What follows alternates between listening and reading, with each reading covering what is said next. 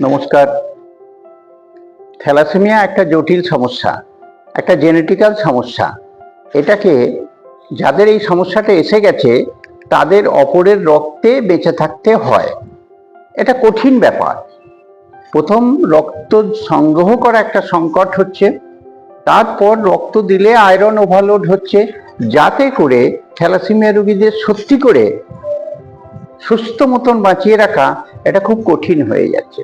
তাই আমাদের অর্থ সম্পদ আমাদের খুব কম থাকলেও মানুষের চেতনাটা যদি আমরা বৃদ্ধি করতে পারি, তাহলে আমাদের মূল কাজ যেটা করতে হবে, থ্যালাসেমিয়া রোগীদের একটা পুনর্বাসনের ব্যাপার। এই পুনর্বাসন বলতে গেলে তিনটে পদ্ধতি আছে। একটা হচ্ছে বোন ম্যারো ট্রান্সপ্ল্যান্ট। তাহলে বোন ম্যারো দান করতে গেলে থ্যালাসেমিয়া যে পেশেন্ট তার নিজস্ব ভাই বোন থাকা দরকার। তবে সে 5 বছর বয়স হলে আগের ভাইয়ের জন্য সে বোন ম্যারো দান করতে পারে। কিন্তু থ্যালাসেমিয়া বাচ্চাদের নিজস্ব কোনো ভাই বোন অনেকের ক্ষেত্রে থাকছে না। তার ফলে অনেকে বোন ম্যারো ট্রান্সপ্ল্যান্টের ক্ষেত্রে তারা বঞ্চিত হচ্ছে। এইবার সেই বঞ্চনা থেকে তাকে রক্ষা করার জন্য এ পর্যন্ত বিজ্ঞানীরা যা আবিষ্কার করেছে তা হচ্ছে স্টেম সেল ট্রান্সপ্ল্যান্ট। এই স্টেম সেলটা পাওয়া যাবে কোথায়? এই যে মা যে বাচ্চা প্রসব হচ্ছে, যে কোনো মা তার বাচ্চা প্রসবের পর যে প্যাসেন্টালটা ভূমিষ্ঠ হচ্ছে, সেই প্যাসেন্টাল থেকে মানে যে ফুলটা পড়ছে সেখান থেকে তার অ্যাম্বিলিকাল কর্ডের যে রক্ত সেটাকে সংগ্রহ করে রাখা, এটা হচ্ছে কর্ড ব্লাড সেল, এটা হচ্ছে স্টেম সেল।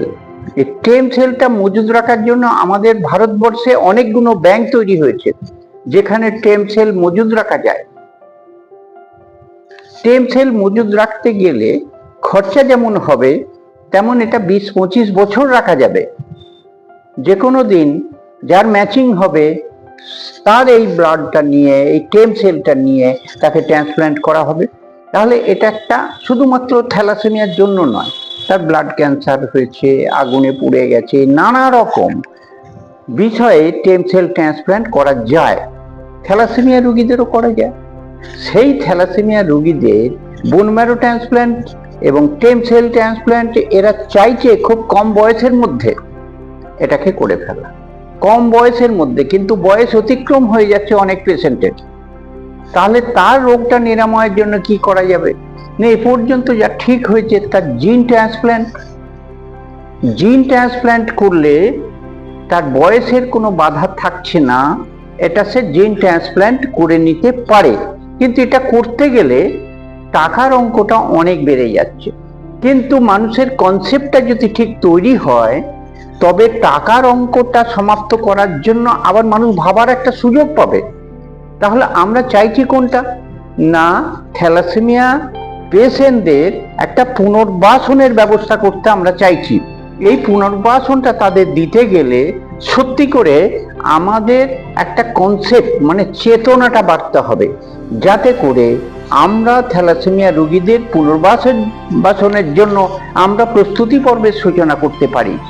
দেখা যাবে এই দীর্ঘদিন একটা আন্দোলন করতে করতে একটা সময় থ্যালাসেমিয়া বাচ্চা তার বোন ম্যারো ট্রান্সপ্ল্যান্ট করাটা খুব একটা অসুবিধা হবে না। এরপর হচ্ছে কর্ড ব্লাড সেল। কর্ড ব্লাডটা যদি মানুষ ক্রমাগত জমা রাখতে থাকে, তবে কর্ড ব্লাডেও ম্যাচিং হয়ে যেতে পারে থ্যালাসেমিয়া পেশেন্টদের। তা এরপরে যেটা আমরা পেরে উঠবো না, অর্থকড়ির ব্যাপারে। তা সেই অর্থকড়ির ব্যাপারটাও আমাদের আন্দাজ করতে হবে, যাতে করে আমরা কোথা থেকে এই অর্থের যোগানটা আমরা আনতে পারি। তাহলে কর্ড ব্লাড সেল, তার আগে বোন ম্যারো ট্রান্সপ্ল্যান্ট, তারপরে হচ্ছে জেনেটিক ট্রান্সপ্ল্যান্ট মানে জিন ট্রান্সপ্ল্যান্ট। তো এই কাজটার জন্য মানুষের চেতনা অনেকটা বৃদ্ধি পাওয়ার প্রয়োজন। এবং আমাদের রাজ্য পশ্চিমবঙ্গে মূলত এই সাবজেক্টের উপর কাজটা খুব তলানিতে আছে।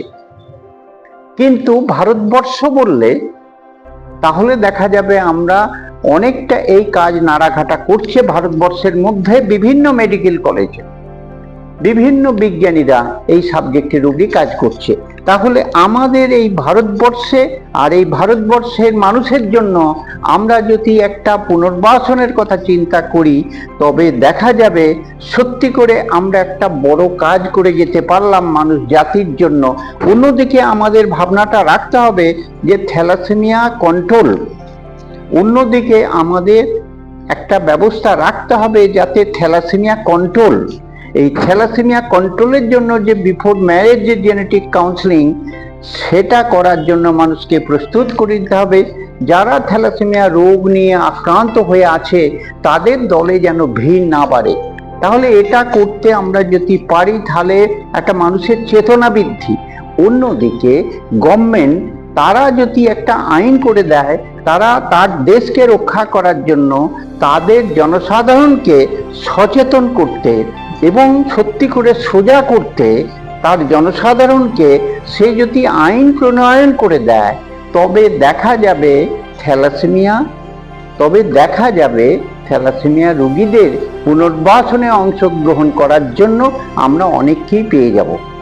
আপনাদের শুভেচ্ছা জানিয়ে আমার বক্তব্য আমি শেষ করছি।